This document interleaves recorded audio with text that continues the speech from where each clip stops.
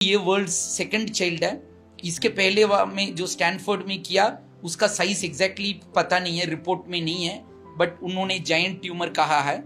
तो उसके मुताबिक कहें तो ये सेकंड चाइल्ड है जिसका 2 साल की उम्र में जायंट क्रेनियोफेरिंजियोमा नाक से निकाला गया है। अगर हम नाक से आते हैं तो दिमाग को हम टच नहीं करते हैं और ऑप्टिक नर्व्स को हम छेड़ते नहीं हैं। सो वही सबसे इम्पोर्टेंट एडवांटेज है। उसी कारण के वजह से आजकल क्रेनियोफेरिंजियोमा ट्यूमर्स को बड़े में भी बहुत काइंड ऑफ दुनिया भर लोग नाक से करते हैं।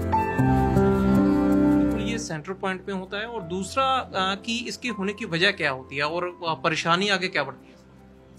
एग्जैक्ट कारण तो कहना मुश्किल है, कुछ जेनेटिक कारण होती है, बट एग्जैक्टली जो हमारे इंडियन पॉपुलेशन में कितना परसेंटेज जेनेटिक है, कितना स्पोरेडिक है, हमारे पास डेटा नहीं है। बट इतनी छोटे में हुआ है तो ये मामूली ट्यूमर तो नहीं है। जो इम्पोर्टेंट स्ट्रक्चर्स आप यहाँ देख सकते हैं कि ये जो दिमाग का इम्पोर्टेंट ब्लड सप्लाई, ये इंटरनल कैरोटिड आर्टरी दोनों साइड है। करेक्ट। ये आप देख सकते हैं कि ये दिमाग के सेंटर में है और यहाँ पे बहुत क्रिटिकल स्ट्रक्चर्स होता है।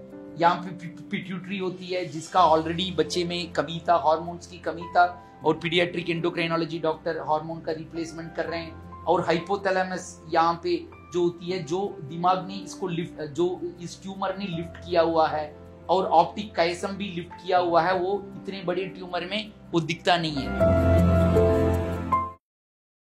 ਸਤਿ ਸ਼੍ਰੀ ਅਕਾਲ। ਪੀਜੀਆਈ ਦੇ ਵਿੱਚ ਅਸੀਂ ਅਕਸਰ ਦੇਖਦੇ ਹਾਂ ਕਿ ਕਿਸ ਤਰ੍ਹਾਂ ਦੇ ਨਾਲ ਚੁਣੌਤੀਪੂਰਨ ਕਈ ਅਜਿਹੇ ਇਲਾਜ ਜਿਨ੍ਹਾਂ ਦੇ ਵਿੱਚ ਜ਼ਿਆਦਾਤਰ ਅਸੀਂ ਸਰਜਰੀਜ਼ ਦੇਖਦੇ ਹਾਂ ਜਿਹੜੀਆਂ ਕਿ ਵਰਲਡ ਲੈਵਲ ਦੇ ਵਿੱਚ ਵੀ ਬਹੁਤ ਕਿਤੇ ਦੇਖਣ ਨੂੰ ਮਿਲਦੀਆਂ ਨੇ, ਉਹ ਕਰੀਆਂ ਜਾਂਦੀਆਂ ਨੇ। ਇਸ ਵਾਰੀ ਇਸ ਤਰ੍ਹਾਂ ਦਾ ਇੱਕ ਮਾਮਲਾ 2 ਸਾਲ ਦੀ ਬੱਚੀ ਦੇ ਸਿਰ ਦੇ ਵਿੱਚ 4.5 ਸੈਂਟੀਮੀਟਰ ਦੇ ਟਿਊਮਰ ਦਾ ਸੀਗਾ ਤੇ ਚੁਣੌਤੀਪੂਰਨ ਸੀ, ਲਾਜ਼ਮੀ ਜੀ ਗੱਲ ਹੈ ਕਿਉਂਕਿ ਬੱਚਾ ਬਹੁਤ ਛੋਟਾ ਸੀ। ਹਰ ਇੱਕ ਆਪਸ਼ਨਸ ਉਹਦੇ ਤੇ ਨਹੀਂ, ਜੇ ਕਹੀਏ ਕਿ ਕਿਤੇ ਨਾ ਕਿਤੇ ਕੈਪੇਬਲ ਸੀ ਕਿ ਉਹਦੇ ਨਾਲ ਆਪਰੇਟ ਹੁੰਦਾ। ਨਾਲ ਹੀ ਡਾਕਟਰਾਂ ਨੇ ਵਰਲਡ ਦੇ ਵਿੱਚ ਇਹ ਕਹੀਏ ਕਿ ਦੂਸਰਾ ਮਾਮਲਾ ਹੈ ਜਿਹਦੇ ਵਿੱਚ ਇੱਕ ਨੱਕ ਦੇ ਜ਼ਰੀਏ ਉਸ ਟਿਊਮਰ ਨੂੰ ਰਿਮੂਵ ਕੀਤਾ ਗਿਆ। ਡਾਕਟਰ ਦਾਨਾਪਾਨੀ ਸਾਡੇ ਨਾਲ ਨੇ।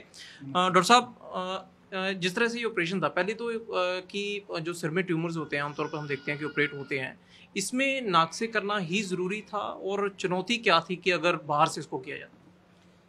जैसे आपने सुना हुआ होगा कि इसके पहले हमने वर्ल्ड्स यंगेस्ट चाइल्ड जो 16 मंथ्स के बच्चे में हमने क्रेनियोफेरिंजियोमा इसी ट्यूमर का हमने नाक से हमने निकाला था। वो अभी तक वो वर्ल्ड्स यंगेस्ट चाइल्ड है 16 मंथ्स में। और बट उस ट्यूमर का साइज 3.4 सेंटीमीटर था।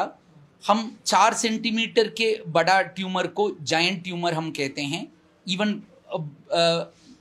इवन इन अडल्ट्स 4 सेंटीमीटर के ऊपर वाले ट्यूमर को निकालना बहुत मुश्किल है, इसीलिए उसको जायंट ट्यूमर, उसमें मोर्टेलिटी मॉर्बिडिटी रिस्क बहुत ज़्यादा हो जाता है।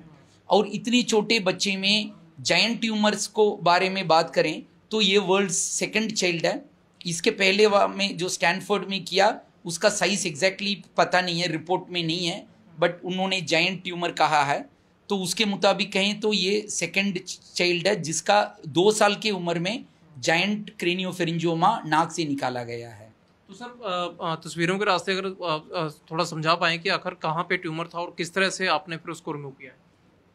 बेसिकली हम ऐसे ट्यूमर्स को यूजुअली हम सिर को खोल के करते हैं, लाइक इस एरिया में खोल के, सो दैट हम दिमाग के नीचे से ये देख रहे हैं कि ये दिमाग है और ये ट्यूमर है और ये नाक है, ठीक है। तो यूजुअली जब हम यहाँ से खोलते हैं तो ब्रेन को थोड़ा सा हैंडल करके ब्रेन के नीचे से आके फिर इसको निकालना पड़ता है।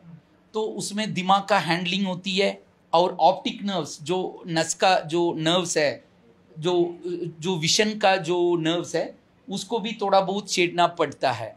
तो बट अगर हम नाक से आते हैं तो दिमाग को हम टच नहीं करते हैं और ऑप्टिक नर्व्स को हम छेड़ते नहीं हैं। सो वही सबसे इम्पोर्टेंट एडवांटेज है। उसी कारण के वजह से आजकल क्रेनियोफेरिंजियोमा ट्यूमर्स को बड़े में भी बहुत काइंड ऑफ दुनिया भर लोग नाक से करते हैं, बट छोटे बच्चे में स्पेस नहीं होता नाक से करने में, वो चैलेंज होता है। और 2 साल के उम्र में कोई साइनसस नहीं होती है जो नाक में यूजुअली अडल्ट में होता है, तो रास्ता नहीं मिलता है। आप ये जो भी वाइट कलर का देख रहे हैं वो सब हड्डी है। तो इस हड्डी में एक टनल जैसे बना के ड्रिल करके अंदर जाके ट्यूमर को निकालना पड़ता है।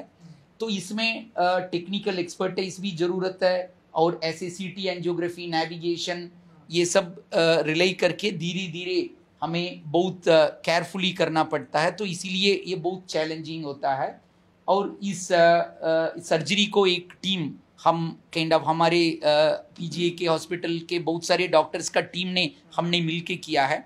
ये मेरे अलावा प्रोफेसर रिजुनीता ईएनटी के प्रोफेसर हैं, वो थे, और एनेस्थीसियोलॉजी का प्रोफेसर डॉक्टर शिव सोनी थे, और न्यूरो सर्जरी में मेरे साथ डॉक्टर सुशांत, डॉक्टर धवल, डॉक्टर संजोग थे। इसके अलावा हमारे ओटी का जो नर्सिंग स्टाफ है वो भी बहुत वो ढूंढ के अच्छा, जो इतने छोटे बच्चे में जो यूज़ करने वाला जो इंस्ट्रूमेंट्स है वो देते हैं हमारे ओटी टेक्नीशियंस है। तो ये क्रेडिट सबको जाती है, ये हमारे टीम। एक तो डॉक्टर साहब बिल्कुल ये सेंटर पॉइंट पे होता है, और दूसरा कि इसके होने की वजह क्या होती है और परेशानी आगे क्या बढ़ती है? एग्जैक्ट कारण तो कहना मुश्किल है, कुछ जेनेटिक कारण होती है, बट एग्जैक्टली जो हमारे इंडियन पॉपुलेशन में कितना परसेंटेज जेनेटिक है, कितना स्पोरेडिक है, हमारे पास डेटा नहीं है। बट इतनी छोटे में हुआ है तो ये मामूली ट्यूमर तो नहीं है। एंड इतना बड़ा ट्यूमर अगर 2 साल में हमारे पास आए हैं तो ये ट्यूमर 1 साल से शुरू हो गया होगा या 1.5 साल से शुरू हो गया होगा, धीरे धीरे 6 महीने से बढ़ते गया हुआ होगा। तो ऐसे ट्यूमर्स में अभी ये भी रिस्क है, डर है कि वापस दोबारा आ नहीं जाएं, और इसीलिए हम यूजुअली रेडियोथेरेपी देते हैं 4 साल 5 साल के ऊपर, बट इतनी छोटे उम्र में रेडियोथेरेपी नहीं दे सकते हैं। तो बच्चे को हम फॉलोअप करते रहेंगे और सिचुएशन के मुताबिक हम करते रहेंगे। जो इम्पोर्टेंट स्ट्रक्चर्स आप यहाँ देख सकते हैं कि ये जो दिमाग का इम्पोर्टेंट ब्लड सप्लाई, ये इंटरनल कैरोटिड आर्टरी दोनों साइड है। करेक्ट, ये आप देख सकते हैं कि ये दिमाग के सेंटर में है, और यहाँ पे बहुत क्रिटिकल स्ट्रक्चर्स होता है। यहाँ पे पिट्यूटरी होती है जिसका ऑलरेडी बच्चे में कमी था, हार्मोन्स की कमी था, और पीडियाट्रिक एंडोक्राइनोलॉजी डॉक्टर हार्मोन का रिप्लेसमेंट कर रहे हैं। और हाइपोथैलेमस यहाँ पे जो होती है, जो दिमाग ने इसको लिफ्ट, जो इस ट्यूमर ने लिफ्ट किया हुआ है, और ऑप्टिक काइसम भी लिफ्ट किया हुआ है, वो इतने बड़े ट्यूमर में वो दिखता नहीं है। ये बहुत एक चैलेंजिंग सिचुएशन है। कितने घंटे का ऑपरेट था ये? बच्चा ऑपरेशन थिएटर में अराउंड 6 घंटे था। उसमें बेहोशी, डॉक्टर शुरू में बेहोशी करने में भी बहुत मेहनत करते हैं। फिर उसके बाद सर्जरी अराउंड 4.5 घंटे का चला हुआ होगा। बिल्कुल, क्योंकि जिस तरह ਦੇ ਨਾਲ ਤੁਸੀਂ ਸੁਣਿਆ ਡਾਕਟਰ ਤੋਂ ਕਿ ਆਖਰ ਜਿੰਨਾ ਛੋਟਾ ਬੱਚਾ ਉਹਦੇ ਅੱਗੇ ਚੈਲੰਜ ਇੰਨੇ ਜ਼ਿਆਦਾ, ਤੇ ਕਹਿ ਸਕਦੇ ਹਾਂ ਕਿ ਇਹ ਡਾਕਟਰ ਦੀ ਟੀਮ ਦੀ ਉਹ ਮਿਹਨਤ ਹੀ ਸੀ ਜਿਹਦੇ ਕਰਕੇ ਆਖਰਕਾਰ ਇਹ ਸਫਲ ਆਪਰੇਸ਼ਨ ਹੋ ਸਕਿਆ। ਕਹਿ ਸਕਦੇ ਹਾਂ ਇਹ ਮਾਣ ਪੀਜੀਆਈ ਨੂੰ ਮਿਲਿਆ, ਕਿਉਂਕਿ ਵਰਲਡ ਦਾ ਜਿਹੜਾ ਦੂਸਰਾ ਇਸ ਤਰ੍ਹਾਂ ਦਾ ਆਪਰੇਟ ਹੋਣਾ, ਤੇ ਅੱਗੇ ਲਈ ਜੇ ਕਿਹਾ ਜਾਵੇ ਕਿ ਇਸ ਤਰ੍ਹਾਂ ਦੀ ਬਿਮਾਰੀ ਕਿਸੇ ਨੂੰ ਨਾ ਹੋਵੇ, ਪਰ ਜਦੋਂ ਵੀ ਕਿਤੇ ਕੋਈ ਅੱਗੇ ਇਸ ਤਰ੍ਹਾਂ ਦੇ ਚੈਲੰਜਸ ਆਉਂਦੇ ਨੇ ਤਾਂ ਡਾਕਟਰ ਵੀ ਲਗਾਤਾਰ ਤਿਆਰ ਰਹਿੰਦੇ ਨੇ। ਤੇ ਇਸ ਬੱਚੇ ਨੂੰ ਲੈ ਕੇ ਹਾਲਾਂਕਿ ਰਿਸਕ ਪੁਆਇੰਟ ਕਹਿੰਦੇ ਜ਼ਰੂਰ ਰਹੂਗਾ, ਟਿਊਮਰ ਦੁਬਾਰੇ ਵਾਪਸ ਨਾ ਆ ਜਾਏ, ਪਰ ਕੋਸ਼ਿਸ਼ ਡਾਕਟਰਾਂ ਦੀ ਇਹ ਹੈ ਵੀ ਹਰ ਇੱਕ ਉਸ ਪਰਪੱਖ ਤੋਂ ਬੱਚੇ ਨੂੰ ਜਿਹੜਾ ਪੂਰਨ ਕੀਤਾ ਜਾਵੇ, ਜਿਹੜੀਆਂ ਪਰੇਸ਼ਾਨੀਆਂ, ਜਿਹੜੀਆਂ ਘਾਟਾਂ ਇਸ ਟਿਊਮਰ ਕਰਕੇ ਉਹਨੂੰ ਆ ਰਹੀਆਂ ਸੀਗੀਆਂ। ਵੀਡੀਓ ਜਰਨਲਿਸਟ ਹਰਪਾਲ ਦੇ ਨਾਲ ਸੁਮਿਤ ਸਿੰਘ, ਰੋਜ਼ਾਨਾ ਸੁਪਰਸਨ ਟੀਵੀ, ਚੰਡੀਗੜ੍ਹ।